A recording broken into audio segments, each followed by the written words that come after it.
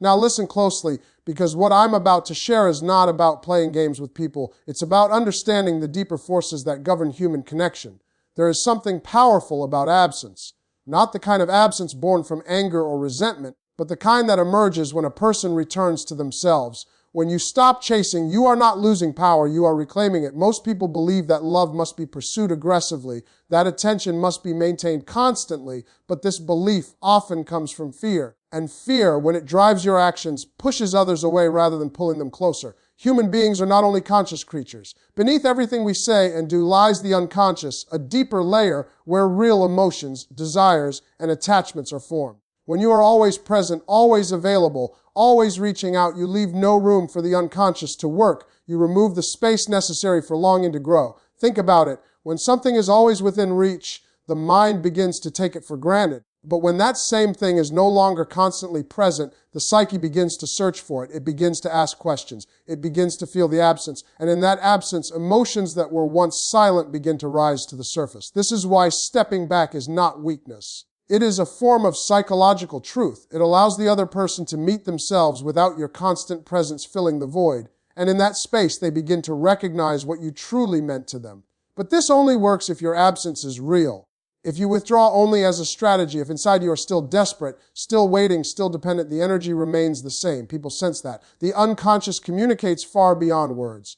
True distance must come from inner alignment, from a place where you genuinely choose yourself. When you stop chasing, you begin to confront your own fears. The fear of being forgotten, the fear of not being enough, the fear of being replaced. And this is where the real transformation happens. Because the moment you face these fears, you no longer act from them. You begin to stand in your own completeness. And something remarkable happens when a person becomes complete within themselves. They become magnetic. Not because they are trying to attract anyone, but because they no longer need to.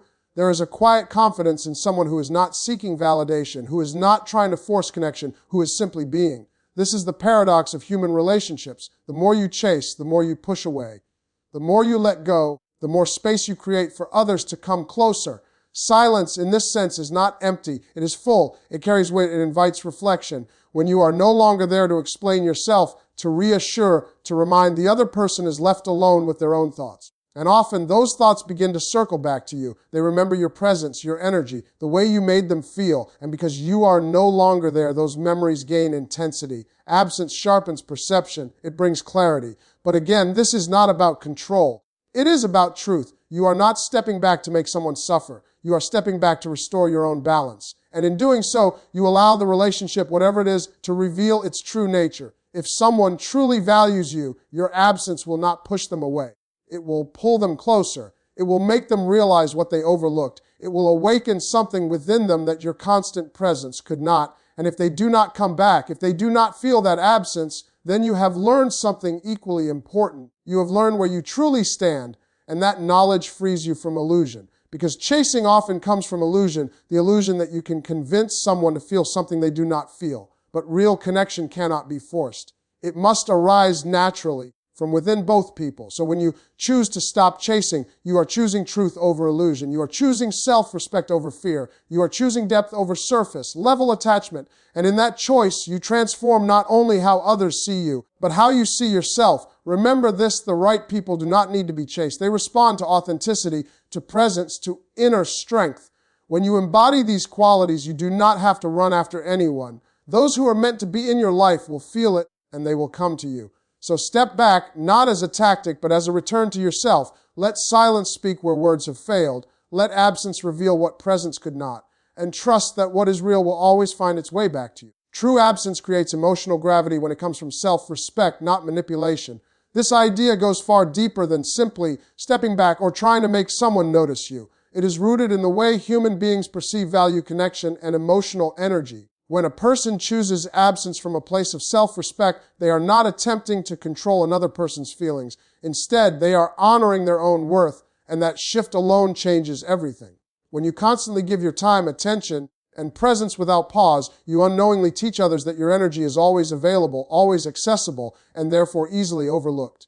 It's not that people consciously decide to take you for granted, but the human mind adapts quickly to consistency. What is always there begins to feel ordinary, even if it once felt special. This is why emotional gravity cannot exist without space. Without distance, there is nothing pulling the other person inward toward you. However, the key here is intention. If your absence is driven by manipulation, if you are secretly hoping, calculating, or waiting for a reaction, then it loses its power. It becomes a performance rather than a transformation. People can sense this even if they cannot explain it logically. The unconscious mind picks up on emotional authenticity. If you are still internally chasing while physically withdrawing, the energy remains the same and nothing truly changes. Self-respect, on the other hand, creates a different kind of absence. It is calm, grounded, and not desperate for outcomes. It comes from a realization that your value does not decrease simply because someone fails to recognize it. When you operate from this mindset, you no longer feel the urge to overextend yourself just to maintain someone's attention.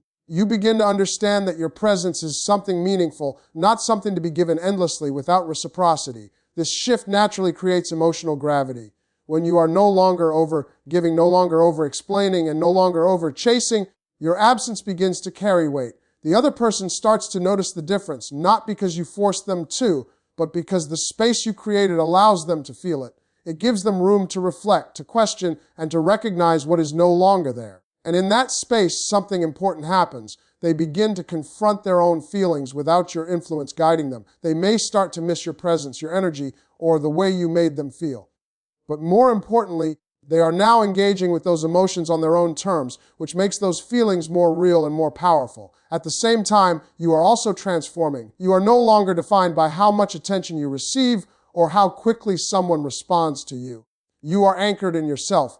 This is what makes self-respect so attractive. It is not loud or forceful, but it is deeply felt. True absence, then, is not about disappearing to create confusion. It is about stepping back with clarity. It is about knowing your worth so deeply that you no longer feel the need to prove it. And when you reach that point, your presence becomes rare, your energy becomes valuable, and your absence becomes something that cannot be ignored. The unconscious mind values what is not easily accessible or overly available. This principle explains why people often feel more drawn to something once it becomes distant or uncertain. It is not simply about desire in a surface-level sense, but about how the human psyche is structured to respond to mystery, space, and the unknown. When something is always present, always predictable, and always within reach, the mind stops actively engaging with it. It no longer needs to imagine, to question, or to seek. And without that inner movement, emotional intensity begins to fade. The unconscious thrives on symbols, gaps, and unfinished experiences. When you are constantly available to someone, you remove all gaps. There is no room left for imagination, no reason for the other person to internally revisit your presence, because you are already there filling every moment. But when you step back, when you allow space to exist, the unconscious begins to work. It starts to reconstruct your image, to replay interactions, to search for meaning in your absence. This is where longing is born, not from what is present, but from what is missing. When a person cannot immediately access you, they begin to feel the absence in a deeper way. Their mind starts asking questions. Where did you go? Why is the energy different? What did you mean to them? These questions pull their attention inward, and in that inward movement, emotions grow stronger. But this dynamic only has power when the absence is natural and authentic. If you suddenly withdraw in a way that feels forced or unnatural, the mind may respond with confusion or even resistance rather than attraction. The unconscious does not respond well to artificial patterns. It responds to truth, to consistency in energy, and to genuine shifts in behavior that come from within. When your availability decreases because you are focused on your own life, your own growth, and your own sense of purpose, the change feels real. It does not feel like a tactic. It feels like a natural evolution of who you are. And that authenticity is what triggers curiosity and reflection in the other person. There is also a psychological balance at play. When one person is always giving and the other is always receiving, the dynamic becomes one-sided. The receiving person does not feel the need to invest emotionally because the connection is already secured. But when availability is no longer guaranteed, the balance shifts. The other person is now invited, sometimes unconsciously, to step forward, to invest, to engage. This is not manipulation, it is a restoration of equilibrium. Human relationships are meant to have a flow, a rhythm of giving and receiving. When that rhythm is disrupted by over-availability, the connection loses depth. By stepping back, you are allowing that rhythm to return. The unconscious mind also associates value with effort. What requires no effort is often perceived as less meaningful, while what requires attention, patience, or emotional investment is seen as more significant. when you are not easily accessible. Interacting with you requires a level of presence and intention, and that effort increases perceived value. In this way, your absence becomes a kind of silent communication. It does not speak in words, but it sends a clear message. Your time, your energy, and your presence are not limitless. They are meaningful, and they must be met with equal awareness. As this message settles into the unconscious of the other person, their perception of you begins to shift. You are no longer just someone who is always there. You become someone whose presence matters, whose absence is felt, and whose energy carries weight beyond the surface level of interaction. Emotional independence is more attractive than constant pursuit because it reflects a person who is grounded within themselves rather than defined by others. When someone is emotionally independent, they do not rely on constant validation, reassurance, or attention to feel secure. This creates a sense of stability that is naturally appealing because it signals strength, clarity, and self-awareness. In contrast, constant pursuit often reveals an inner imbalance, a need to be affirmed repeatedly, which can quietly push others away, even when the intention is to bring them closer.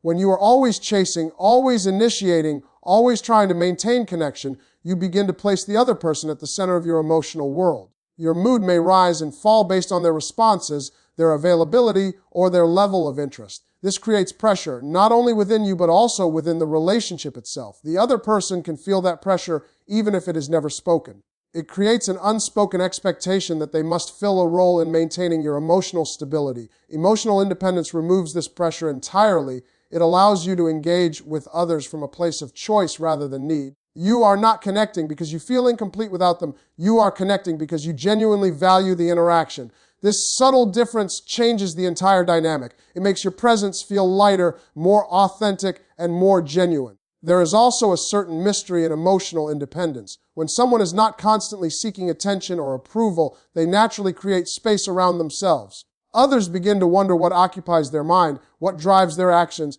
what gives them that sense of calm detachment. This curiosity draws people in without effort. It is not created through strategies or techniques, but through a real sense of inner balance. At the same time, emotional independence does not mean emotional distance or coldness. It does not mean you stop caring or stop expressing yourself. Instead, it means you are no longer controlled by the outcome of the connection. You can care deeply without losing yourself. You can express interest without feeling the need to chase. You can step forward when it feels right and step back when it is necessary without fear of losing your identity in the process.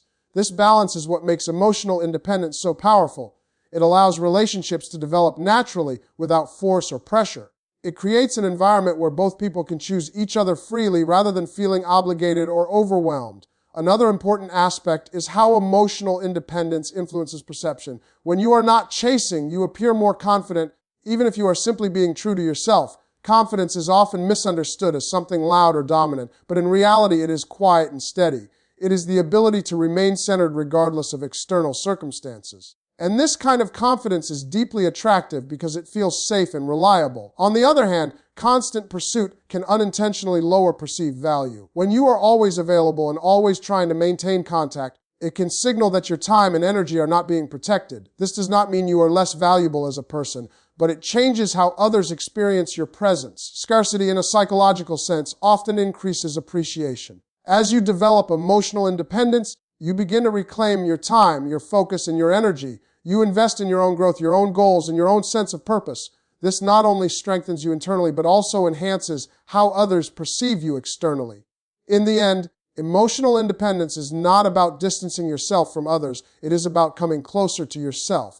And when you are fully connected to who you are, you no longer need to chase anyone because your presence alone becomes enough to draw the right people toward you. Silence and distance allow others to confront their own feelings deeply in a way that constant interaction never can. When you are always present, speaking, explaining, reassuring, you fill every emotional gap before it has a chance to expand. You become the interpreter of the relationship, the one who gives meaning to every moment. But when silence enters, that role disappears. The other person is left alone with their own thoughts, their own interpretations, and their own emotional responses. This is where something profound begins to happen. In silence, the mind does not stay still. It begins to wander, to reflect, to revisit past interactions. Moments that once felt ordinary suddenly carry more weight. Words that were once overlooked begin to echo. Your absence creates a space where memory and emotion start to interact more intensely. And because you are no longer there to guide the narrative, the other person begins to form their own understanding of what you meant to them. Distance amplifies this process. When you are physically or emotionally distant, there is no immediate way for the other person to resolve their feelings through conversation or reassurance. They cannot simply reach out and return everything to normal. Instead, they must sit with the discomfort of not knowing, of missing, of questioning. And while discomfort is often avoided, it is also the birthplace of clarity. In that space, emotions that were once buried under routine begin to rise. A person may start to realize how much they relied on your presence, how your energy influenced their mood, how your absence has created a noticeable shift in their daily experience. These realizations are not forced. They emerge naturally when silence removes distractions. What makes silence powerful is that it does not argue or persuade. It does not try to convince anyone of anything. It simply allows reality to reveal itself. When you are no longer there to remind someone of your value, they are given the opportunity to discover it on their own. And what a person discovers for themselves is always more meaningful than what they are told. At the same time, silence protects your own energy. It prevents you from over-explaining, over-giving, or trying to fix what is not yours to fix. It allows you to step out of a reactive state and return to a place of awareness. You begin to observe rather than chase, to understand rather than force. This shift not only changes how others experience you, but also how you experience yourself. Distance also reveals truth. If someone genuinely values you, your silence will not push them away indefinitely. Instead, it will draw them inward, prompting them to reach out, to reconnect, to understand. They will feel the absence and respond to it. But if they do not, if your silence is met with indifference, then that too is an answer. It shows you the reality of the connection without illusion. There is a certain courage required to embrace silence and distance. It means resisting the urge to fill every gap, to respond immediately, to maintain constant contact out of fear. It means trusting that what is real does not need to be forced into existence. It allows space for both people to either step forward or step away based on what they truly feel. In the end, silence is not empty, it is revealing. Distance is not loss, it is perspective. Together, they create the conditions for deeper emotional understanding, both for the other person and for yourself. And within that understanding, the true nature of the connection finally becomes clear.